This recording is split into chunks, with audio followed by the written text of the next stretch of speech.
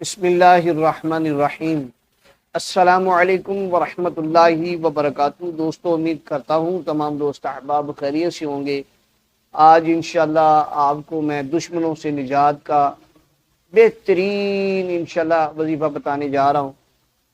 دشمنوں سے نجات اور دشمن کی تباہی، یہ آج انشاءاللہ زبردست عمل دے رہا ہوں، قرآنی عمل ہے، اور اس کو صرف جائز مقصد کے لیے استعمال کرنا ہے، ناجائز مقصد کے لیے استعمال نہیں کرنا، کسی کو بلا وجہ تنگ کرنے کے لیے استعمال نہیں کرنا۔ سب سے پہلے جس دشمن کو آپ تباہ کرنا چاہ رہے ہیں، جو آپ کا دشمن ہے، آپ کو تنگ کرتا ہے، آپ اس سے بہت تنگ ہیں، جادو کرواتا ہے، جادو خود کرتا ہے، ہر معاملے میں آپ کو پریشان کرتا ہے، تو اس کے لیے صرف آپ نے 2 رکعت پڑھنی ہے صلاۃ الحاجت کی۔ 2 رکعت صلاۃ الحاجت کی پڑھنی ہے، اور نیت یہ کرنی ہے کہ یا اللہ پاک، فلاں بن فلاں شخص جو کہ مجھ کو تنگ کرتا ہے یا میرے خلاف ہے، اس کو ہدایت عطا فرما۔ اگر ہدایت اس کے نصیب میں نہیں ہے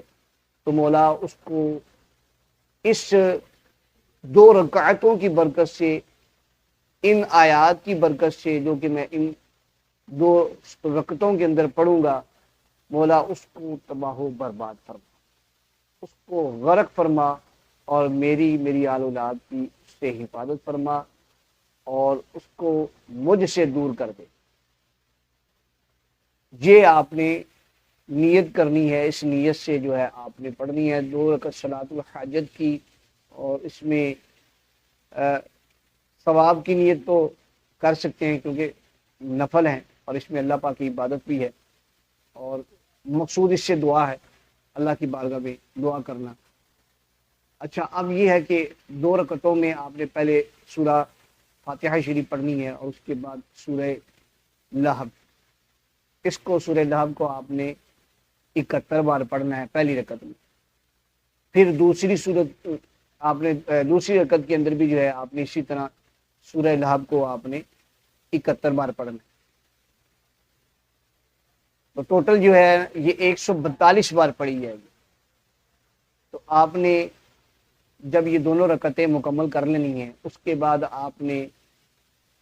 کھلے آسمان کے نیچے بیٹھنا ہے، کھلے آسمان کے نیچے یہ کام کرنا ہے، اور یوں جو ہے آپ نے اپنی جھولی کو پھیلا لینا ہے، اپنے دامن کو پھیلا لینا ہے، اور دامن کو پھیلانے کے بعد اپنے دل میں خالص تصور رکھے کہ یا اللہ پاک، تو جانتا ہے کہ میں مظلوم ہوں، میرے اوپر فلاں ظلم کرتا ہے اور بلا وجہ ظلم کرتا ہے، مولا میری سب سے پہلے دعا تو یہ ہے، مولا اس کو ہدایت عطا فرما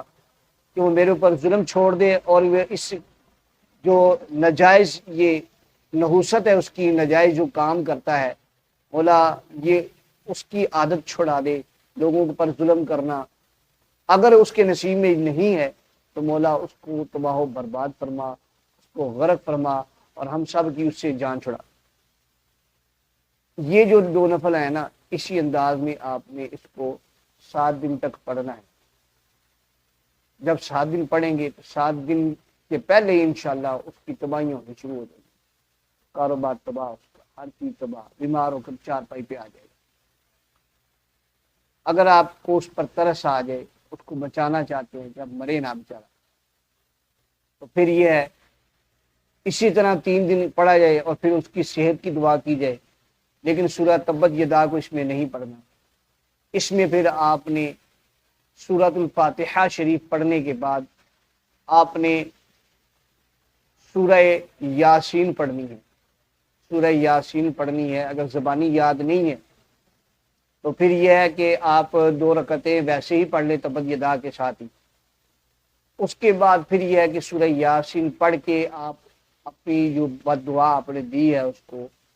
آپ اس کا ازالہ کروائیں کہ یا اللہ پاک، جو میں نے اس کو بد دعا دی تھی اس کا میں ازالہ کرتا ہوں،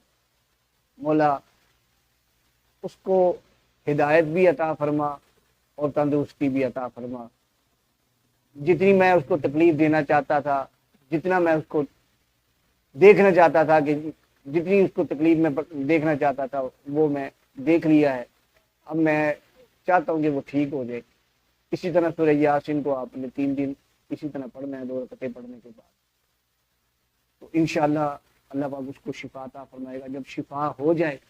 تو پھر کالے چنے لے لینے ہیں 1.25 کلو، 1.25 کلو چنے لینے کے بعد ہر چنے کے اوپر آپ نے ایک بار سلام قولا من رب الرحیم، سلام قولا من رب الرحیم ہر چنے کے اوپر پڑھنا ہے۔ اور جب وہ بچ جائے، یعنی وہ بندہ جو بیمار پڑ گیا تھا، تو پھر یہ ہے کہ ان چنوں کو ہر چنے پر پڑا جائے، پڑھنے کے بعد جو ہے اس کو ابالا جائے، ابال کر چھوٹے بچوں میں تقسیم کر دیں، تو انشاءاللہ اس شخص جو چارپائی پر پڑا تھا وہ ٹھیک بھی ہو جائے گا، اور انشاءاللہ اس کی حرکات بھی ٹھیک ہو جائیں گی، اور انشاءاللہ جو ہے وہ آپ کو دوبارہ تنگ بھی نہیں کرے گا، دشمنی سے انشاءاللہ وہ باز بھی آ جائے گا۔ بہت ہی مجرب اور بہت ہی زبردست عمل ہے۔